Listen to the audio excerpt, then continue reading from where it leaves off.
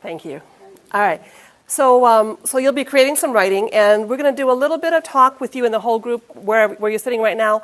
And then in a few minutes, I'm going to ask you to come forward. So right now, would you make sure that you have your writing notebook or something to write on? And if you don't have anything with you, would you just raise your hand and we'll help you out? Aaron and Amy, there's some, right there. So put your hand up high if you need something to write in. One right here. And a couple back here.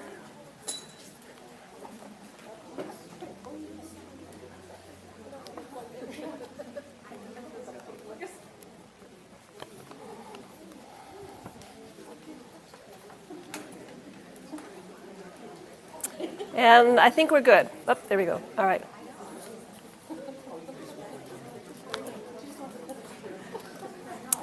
Okay, and one more. We don't have very many of these. I just kind of grabbed them from my closet, so if you need them, there we go. All right, thanks. Okay, so we know that to do this work, to teach writing workshop, reading workshop, grammar workshop, we know that as teachers we have to be writers, and we get to be writers. And so here's a quote from Donald Murray. It's on the screens, and Erin, is this in their folders? All right, so this is something that you may want later on to tape into your notebook. So, thank you. You've got, so it's a long rectangle. And so I'm going to go ahead and read this. Teachers as writers. Teachers should write. First of all, because it is fun. It is a satisfying activity that extends both the brain and the soul. It stimulates the intellect, deepens the experience of living, and is good therapy. Teachers should write so they understand the process of writing from within. They should know the territory intellectually and emotionally, how you have to think to write, how you feel when writing. Teachers of writing do not have to be great writers, but they should have frequent and recent experiences in writing. If you experience the despair, the joy, the failure, the success, the work, the fun, the drudgery, the surprise of writing, you will be able to understand the composing experiences of your students and therefore help them understand how they are learning to write. So Donald Murray, and then we've lost both our Donalds in these last several years. If you would just turn to somebody and tell them the most important part of that quote to you as a teacher. And thank you. So the kind of writing, the type of writing we're going to do today, we have kind of termed it edgy writing.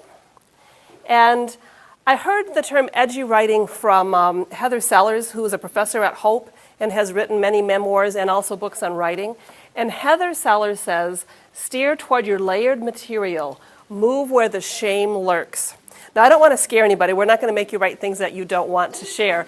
But we know that where we're conflicted sometimes is where there's really good material. And so we want to find a safe way for students to explore some of that.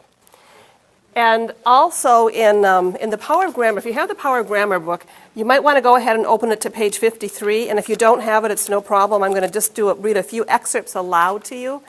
They talk about unsafe stories here. And we're not talking about unsafe stories that would be upsetting to parents or to students. We're talking about exploring how we live as humans and how we learn as humans through our writing and using the power of story. So I'm going to read a few excerpts starting at the bottom of page 53. It's called The Power of Story, Composing Examples Within a Narrative.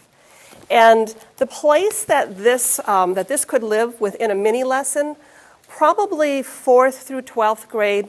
If you're K3, maybe talk with me later about how this would or maybe wouldn't work in those grade levels. This is probably an upper grade level mini lesson. And in almost all of our narratives, when the students write about somebody they know, or they write about places, or they write about strong feelings. So this is kind of another element of that. This could be a strong feeling. It's also place-based. So starting at the bottom of page 53. Usage is meaningless as a series of isolated rules or exercises. And that's why we're all here, because we know that that hasn't worked. If we want students to care about grammar, we have to demonstrate its power. And I'm going to shift to page 54. So we want to use our stories. Stories help students attach meaning to difficult concepts. Story carries our students with us into new explorations. Story is seductive. It has the potential for beauty, for meaning, for surprise. Story is the finest companion we have as teachers. Story is the finest companion we have as teachers. It is not accidental that the first book on punctuation ever read by people other than students or professional writers is Lynn Truss's Eats, Shoots, and Leaves, which tells a story of punctuation through a series of anecdotes. We see students surrender themselves to story and then emerge ready to talk, but to talk from a different knowledge base than the one they had before they encountered the story. Literary theorist Eve Sedgwick describes this almost revelatory quality of story also when she describes the inexplicit compact by which the novel readers voluntarily plunge into worlds that strip them, however temporarily, of the painfully acquired cognitive maps of their ordinary lives. There is magic in stories. Stories takes us out of the schoolroom, out of the neighborhood, out of the family and friendship circles that cherish and constrain us. We perhaps underestimate how powerful it is to tell stories habitually in our lessons and to have stories that live in our classroom as common narratives. We particularly like to use what we call unsafe stories. That is, stories that demonstrate inequities of power, knowledge, or control, or the force of acknowledged and unacknowledged desires. Unsafe stories help us show writing as a way to consider and construct identity. And these models often help students choose more meaningful subjects and purposes for writing. And then Mary Aaronworth and Vicki Vinton give us an example, and I'll put the example on the screen also for you. So this is an example of a unsafe or edgy story. And if you think about what strong emotion the writer had, this might be the emotion of regret, maybe a little bit of guilt. I remember when I was in 6th grade, it was so important to have an alligator shirt, the real thing, an Izod with a little alligator on the left breast, and you could only get them at one store in our town, the store called Papagallo, that was much more expensive than JCPenney and much more expensive than Sears or Kmart. And the shirts were $65, which was a lot for a short-sleeve cotton shirt in 1977. And I'm sure there were kids in my schools who didn't wear alligator shirts and maybe didn't even care about alligator shirts, but I didn't know any. And in the group of kids whom I thought of as friends, it seemed very important to have one at least. Lisa and Christina each had about a dozen, and they were the most popular girls in school. My mom bought a shirt home for me one night from Sears, but it had an elephant on the pocket. And she couldn't understand why I burst into tears, tears of sorrow that we didn't have more money, and tears of shame that it mattered to me. I didn't wear the shirt with the elephant, but I heard Christina making fun in the cafeteria of kids who had fake shirts, and how if you couldn't have the real thing, you shouldn't try to pretend to be rich. All the kids at the table agreed those shirts were gay. That weekend in Papagallo, in the little cubicle dressing room, I tried on one of those Izod shirts, which we couldn't afford. There was no way we had the money for it.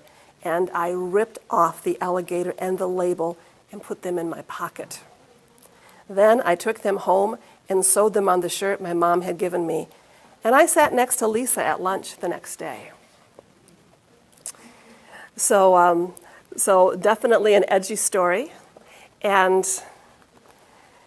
before we go forward, I'm going to ask you to come up as close as you can. I'm going to get a chair and sit right here, and we're going to do some of our own exploration of edgy stories. You can sit on the floor, you can pull up a chair, and all you need with you is your notebook and a pen or pencil.